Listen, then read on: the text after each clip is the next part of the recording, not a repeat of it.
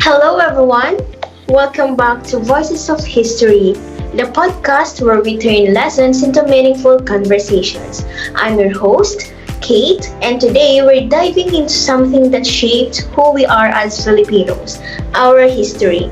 But instead of just reading facts, we're going to talk about it. Kasama natin today ang isang special guest who will help us understand the legacy of the propaganda movement, why Jose Rizal became our national hero, and why the Rizal Law still matters today. So let us welcome Mr. Gabriel Kiba, and he's here today for his insights.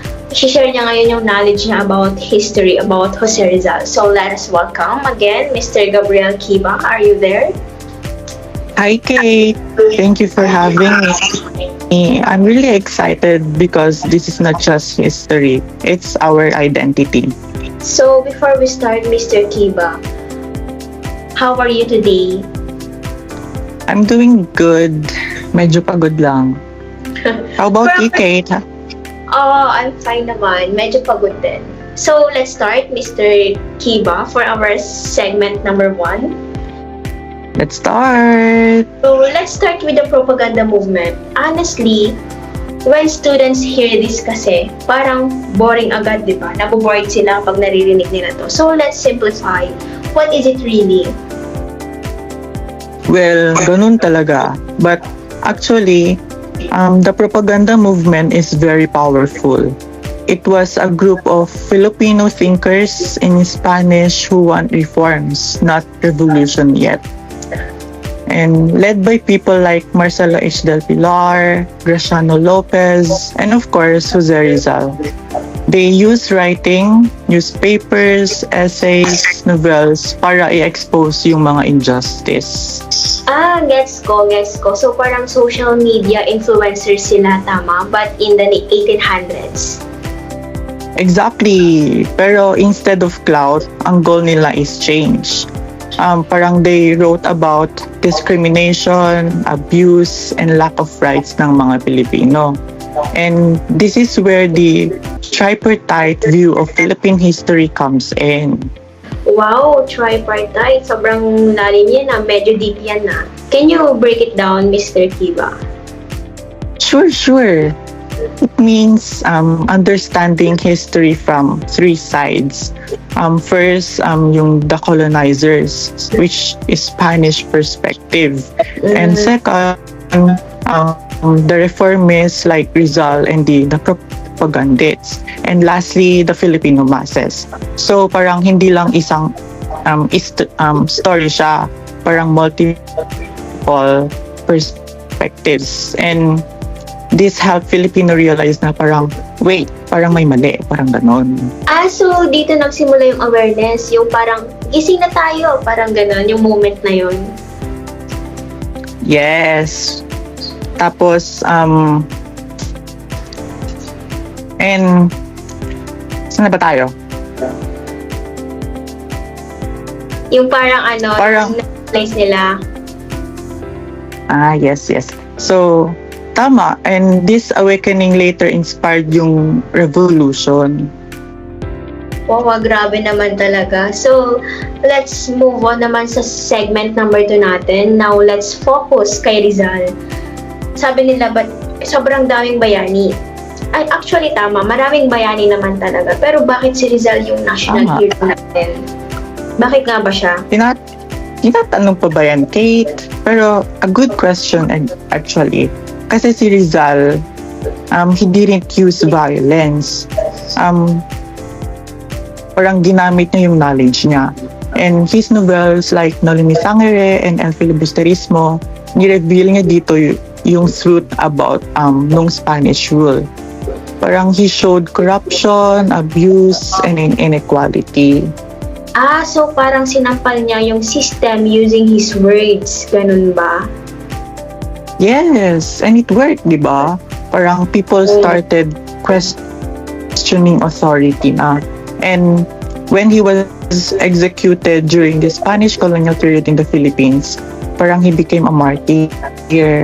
And his death made his message stronger.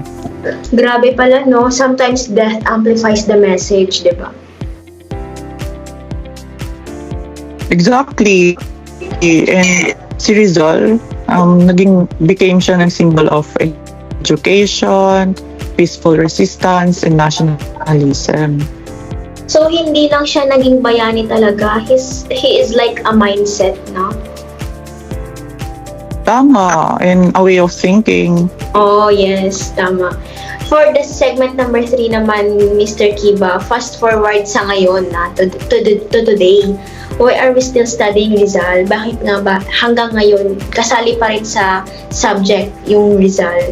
Bakit nga ba inaaral pa ba natin yun? Dahil ba required lang or what? Well, to be honest, that's where the Rizal law comes in. Parang it requires all students para pag-aralan yung results, life and works niya. But it's not just compliance though, parang it's a purpose din siya. What do you mean, Mr. Kiba? Ano yung gusto mo iparating? The goal is to remind us na parang freedom wasn't given. It was fought for. Parang if we don't study Rizal, we might lose our sense of identity and patriotism. Parang ganun. Oh, so parang memory preservation siya.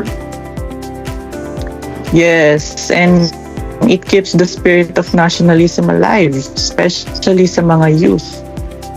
So if we connect everything naman, the propaganda movement, si Rizal, and the Rizal Law, what's the bigger picture? Ano ba yun? Well, parang it's like a journey siya eh. And una na dyan is yung the propaganda movement opened people's minds. Then, as a result, inspired real change through his ideas. And lastly, ngayon, the Rizal Law, actually, it helps preserve that legacy and reminds us of who we are as a Filipinos. So parang chain reaction siya, no? Tama ba? Yes, tama ka dyan, Kate. And now, tayo na yung next link. That's powerful, ha? History is not just something we study talaga. It's something we continue. So, to everyone listening, here's a question. Are we just learning history or are we living its lessons? Exactly. Kasi pagiging Pilipino is not just identity eh. Parang it's a responsibility din siya, Kate. Tama. Sobrang tama ka dyan, Mr. Kiba. So, thank you so much for joining us today, Mr. Kiba. I hope maraming natutunan yung mga listeners and thank you for sharing your knowledge about it. Thank you as well, Kate. And thank you sa mga listeners. Sana may natutunan sila, right? Yes, tama. Sana nga. So, this has been Voices of History. Stay curious, stay aware, and never forget where you came from. Thank you, Mr. Kiba. Thank you, Kate. Thank you, guys.